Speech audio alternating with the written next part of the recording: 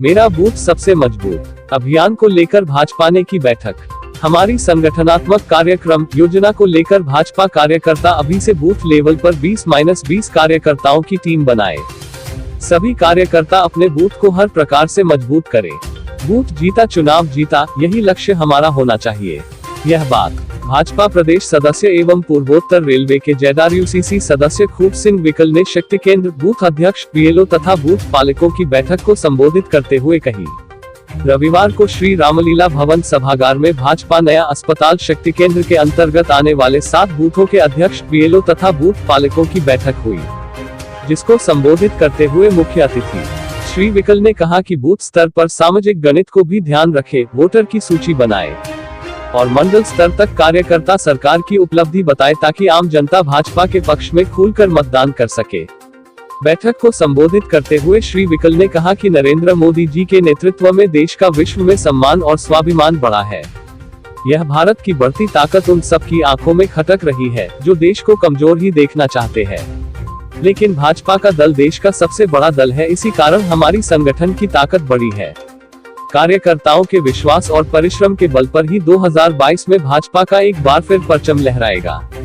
मेरा बूथ सबसे मजबूत, मेरा परिवार भाजपा परिवार तथा अब की बार 60 के पार जैसे ध्येय वाक्य को लेकर हमारा बूथ कार्यकर्ता चुनाव में उतरेगा और भाजपा सरकार बनाने में अपनी निर्णायक भूमिका अदा करेगा।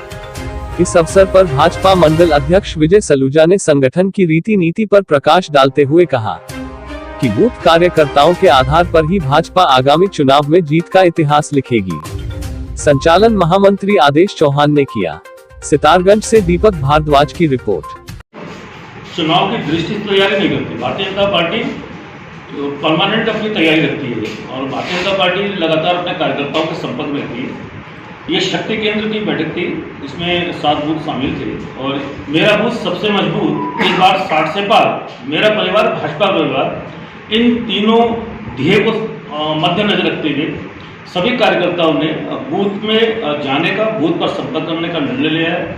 निश्चित तौर पर भारतीय जनता पार्टी सेवाई संगठन के माध्यम से उन कार्यों को लेकर जनता के बीच में जा रही है और जो आगामी मिशन 2022 है भारतीय जनता पार्टी का, उसमें विजय हासिल करेगी।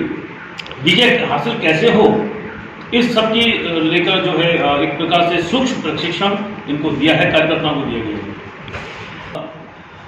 दिखावे पर विश्वास नहीं करते, भारतीय जनता पार्टी जमीनी कार्यकर्ता हैं और इन्हीं की वजह से, जमीनी कार्यकर्ताओं के कारण भारतीय जनता पार्टी के कार्यकर्ताओं की वजह पर भारतीय जनता पार्टी केवल देश की नहीं अपनी तो दुनिया की सबसे ज़्यादा सदस्य संख्या वाली पार्टी बनी है।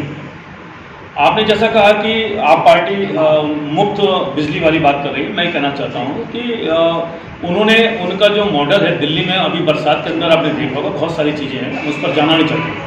आप ये मान लीजिए उत्तराखंड का भारतीय जनता पार्टी निश्चित तौर पर 60 से अधिक सीटें जीतकर पूर्ण बहुमत की सरकार बनाएगी और विकास की ओर ले जाएगी।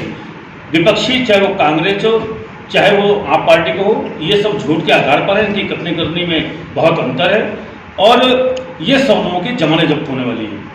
आपने कहा कि बिजली मुफ्त, ये केवल मुफ्त में बिजली ही दे सकते हैं, पानी दे सकते हैं, लेकिन इस देश को आतंकवाद मुक्त नहीं बना सकते, भारत को विकास की ओर नहीं ले जा सकते, भारत को दुनिया का सिरमौर नहीं बना सकते। और इस जो उत्तराखंड राज्य है, ये देवभूमि है, ये सैनिकों की भूमि है, जिन्होंने यहाँ के उत्तराखंड के वीरों ने अपनी शहादत दी है और शहादत कोई फ्री सी चीज लेने के लिए नहीं की है, बल्कि देश को आगे बढ़ाने के काम के लिए हम निश्चित तौर पर हम ये बताना चाहते हैं आपसे, भारतीय जनता पार्टी 60 से अधिक सीट जीतने जा रही है।